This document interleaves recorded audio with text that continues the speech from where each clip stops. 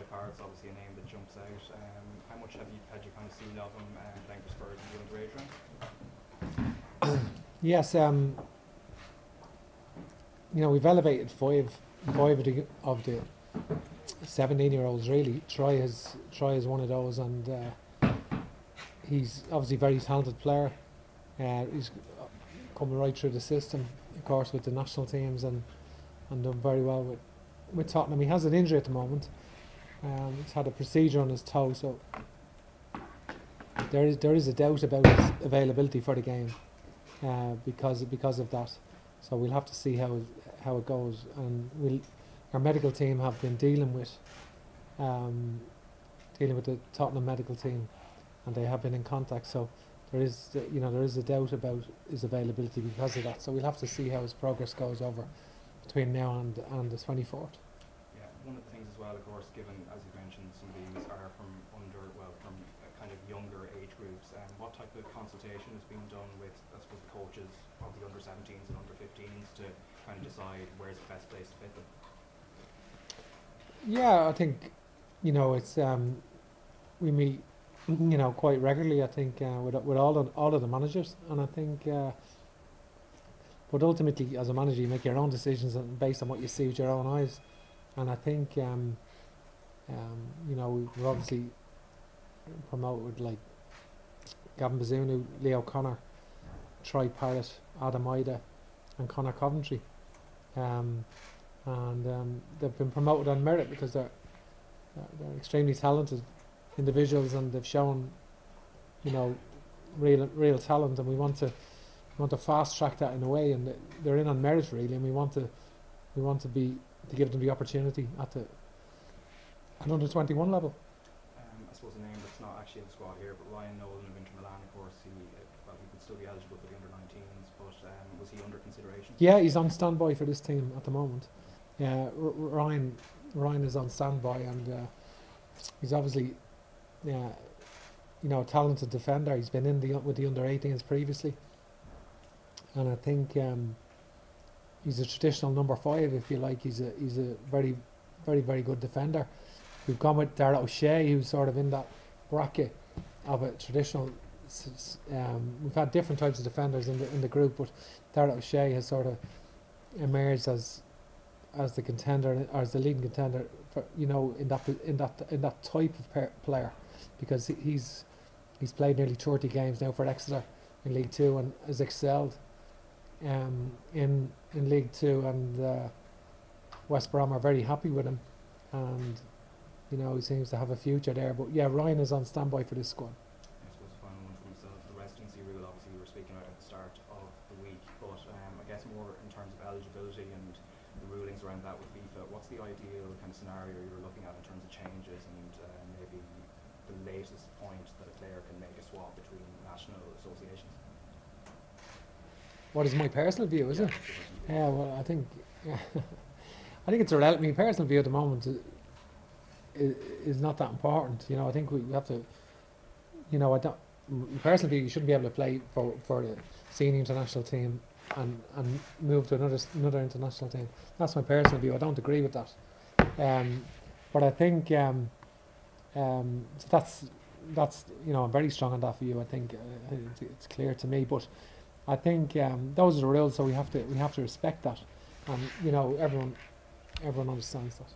So just finally on that, would you still be kind of in favour of maybe allowing I suppose a degree of swapping just up to the bottom of like senior levels, or just up to under 21 level? Yeah, I think it's a complex area. It's not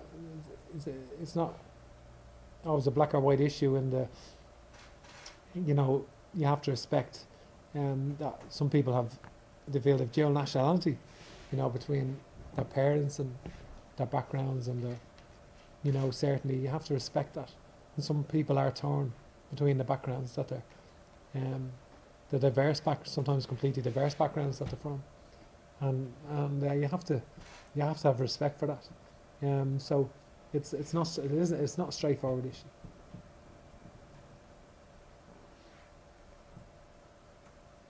Any more questions from digital?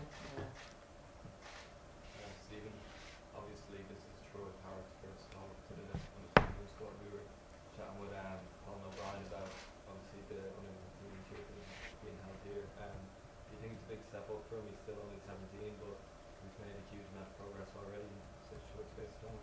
Yeah, and as you say, he's recently 16. He's only recently turned 17, so he's you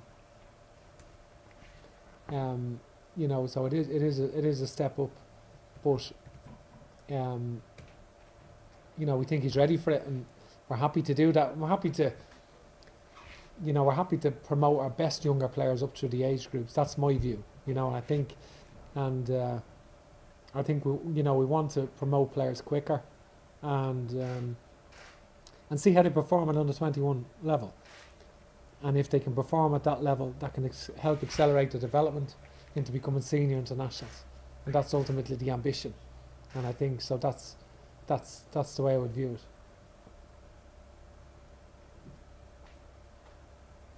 it. Any more before breakout, guys? Just your thoughts, I feel like players from interested in you've obviously been familiar with the last number of years, and all of them have, I suppose, started well this year as well. Just your thoughts on the players that you brought up. Yeah, I think you know, we haven't had any prejudice in any regard to who we selected based on where they're from or who they play for, but I base it basically on what I've seen with my own eyes and their current form in some cases. So we have left some good players out who haven't been playing maybe recently, or other players have emerged and done better. So, and then there's the balance of the squad, because you can have a number of players with similar qualities. So you have to, if you're picking central defenders, you have to have players who complement each other. Similarly in midfield and in the attacking area. So it's about picking a blend of players that complement each other in the style of play.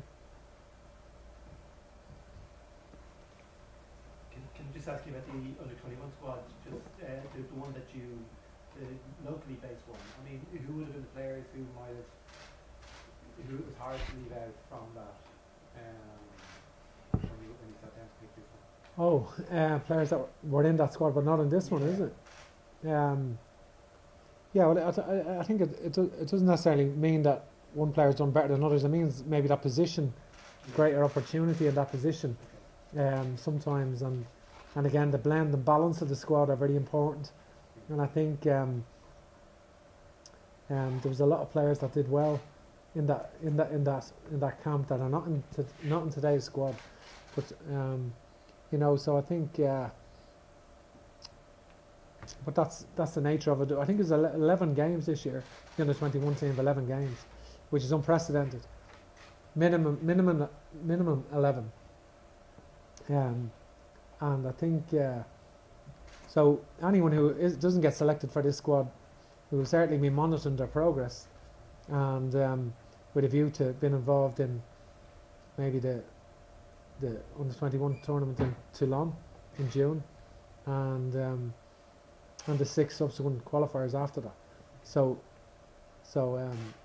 this is a squad for the first game against Luxembourg, with that in mind. But that doesn't mean there's a lot of flexibility. Doesn't mean there won't be a flexibility to change over the year, because I'm sure there will. I'm sure there will be changes based on form, availability, etc.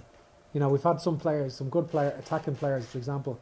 We're waiting to see how Troy Parrott is, for example. It's been spoken about. Obviously, Michael Obafemi has been unfortunate with his hamstring injury. You know, it's sort of ruled him out because he's shown some great promise, and he is the player obviously that's featured in the Premier League in England. So terrifically well to do that. Great tribute to everyone at Southampton and himself. And but obviously he's been ruled out, and so the attacking players and players like Aaron Connolly have been ruled out as well. He was the Premier League under 23 top scorer this season with Brighton, so he's been ruled out also with a torn hamstring. Just on Obafemi would have been in this squad rather than the senior squad if he'd been fit. Well, it's most likely. And just on Parrott, I know you've been asked on a couple of times, but you talked about the big step up that under 21 football is from say under 19 international football. Often we're talking to yourself or Mick now about the under 23 league, Premier League in England. Parrott has shown that he can cope at that level, but there are question marks about how competitive it is. How does the under-23 league compare to under-21 international football? If you can make that comparison. Yeah, all of the levels are different, and I think even some of the weeks, the under-23 league in England, some of the matches they vary. Obviously, like I was on Monday night. I was in Molyneux to watch the Wolves play on Monday night against Southampton, and obviously that was a game in Molyneux in the stadium.